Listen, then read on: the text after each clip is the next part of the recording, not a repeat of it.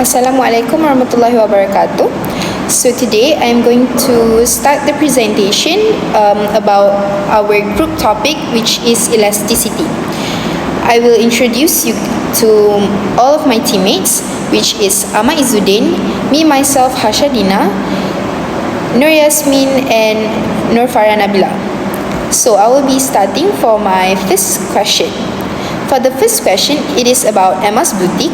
She has conducted a survey to her customer to collect data about the quantity of the item they purchase, the price and their monthly income. For the first item, Emma sold for $50 per item. The quantity demanded for this item was 150 items. Emma's succeeding in getting $7,500. She then increased her price to $60 per item and only getting 100 quantity demand from the customers. Her revenue goes to $6,000 only. I have made the calculation for the elasticity by using the formula of by using the formula of Q1 minus Q0 over Q0 and then divided it by P1 over P1 minus P0. And I got negative 1.67, which is elastic. But we need to change it to be a positive value, and the final answer is 1.67.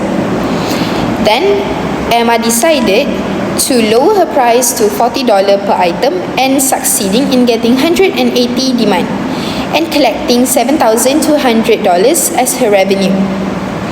Same as before, I'm going to use the same calculation, which is Q1 over Q0.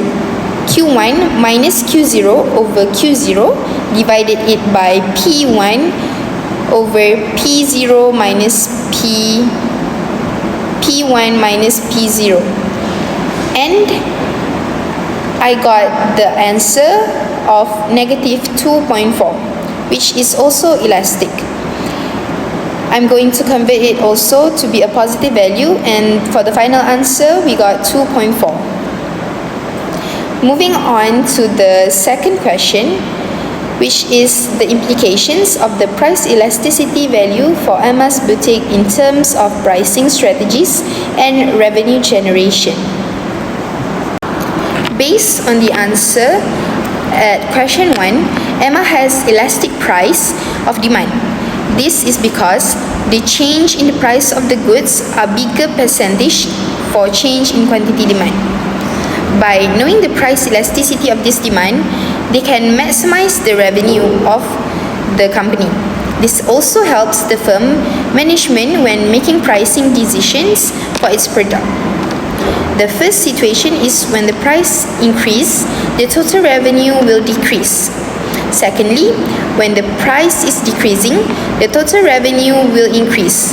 To sum up, if the demand for the goods is elastic, an increase in price reduces the total revenue. And that's all from me. Hi, my name is Yasmin. Now I will continue with question 2. This is the calculation for the low income level and the moderate income level, which we use EY equals to QD1 minus QD0 divided by QD0 multiplied by Y0 per Y1 minus Y0 as a formula. Based on the calculation, the change in consumers' income causes the change in quantity demand. In this case, the quantity demanded at the low income level and the moderate income level are the same, which is EY equals to 1, means a 50% increase in income led to 50% increase in demand. Since the answer is positive, the goods is considered as normal goods. For the next question, based on the income elasticity results, Emma's boutique clothing item is a normal goods which have a positive income elasticity of demand, where a change in demand and a change in income move in the same direction. It has a positive relationship between changes in income and the quantity demanded. A normal good or necessary good does not refer to the quality of the good, but rather the level of demand for the good and its relationship to the increases or decreases of a consumer's income level. Consumers will have more purchasing power as their income rises, that allowing them to buy more of normal goods. For example, when an individual income rises, they tend to spend more on clothing at luxury clothing stores. Consumers may also opt for designer clothing located in high-end markets. Okay, so my name is Ezzuddin and I'm going to talk with you guys the case number 3. So if you can see, the goods have 6 goods. The top one is air conditioning units and kilowatts of electricity. The cross price elasticity of demanded is the lowest one, which is negative 0.34. So the bottom one, butter and margarine, the cross price elasticity of demanded is the highest one, which is 1.54. So we are going to the question number 1. Explain the sign of each of the cross price elasticities. What does it imply about the relationship between the two goods in question?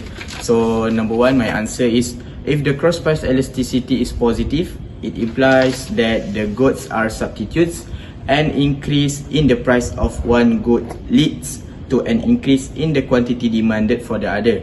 But if the cross price elasticity is negative, it indicates that the goods are complements. A price increase for one good results in a decrease in the quantity demanded for the other. So we are going to the question number 2. Compare the values of the cross price elasticity of McDonald's burger and Burger King less than the cross price elasticity of butter and margarine. So my answer is, if the case of McDonald's burger are Burger King burgers having a lower cross price elasticity compared to butter and margarine, it suggests that the fast food burgers are likely to substitutes with a relatively smaller responsiveness to price changes compared to butter and margarine, which are likely closer substitutes with a higher responsiveness. So the magnitude of cross price elasticity reflects how consumers perceive the substitute ability or complementary of the goods in question. So that's all for me. Assalamualaikum. My name is Farah Nabila. So I will present to you guys question number 4. Based on the text above, consider a scenario in the market for a specific brand of laptops. The price of the laptops increases from $800 to $900, leading a manufacturer to increase its quantity supply from 1,500 units to 1,800 units. Let's move forward to the first questions. As we can see, we need to calculate the price elasticity of supply. For this solutions part, E0 equals to QS1 minus QS0 per QS0 divided by P1 minus PO per PO. 0.2 divided by 0.125 equals to 1.6%. As for the second questions, in the context of the laptop market scenario, discuss how technological advancement contribute to the elasticity or inelasticity of supply in the electronic industry. The answer is, the laptop market undergoes continuous evolutions fueled by ongoing technological advancement. Affective its elasticity or inelasticity. Elasticity of supply indicates the extent to which quantity supply adjusts to price fluctuations, while inelasticity suggests a weaker response of supply to price changes. Technological advancement in manufacturing processes, materials, and production technique can lead to a more elasticity supply of laptops. For example, advancement in automation, robotics, and efficient supply chain management can lower production costs and increase manufacturing efficiency.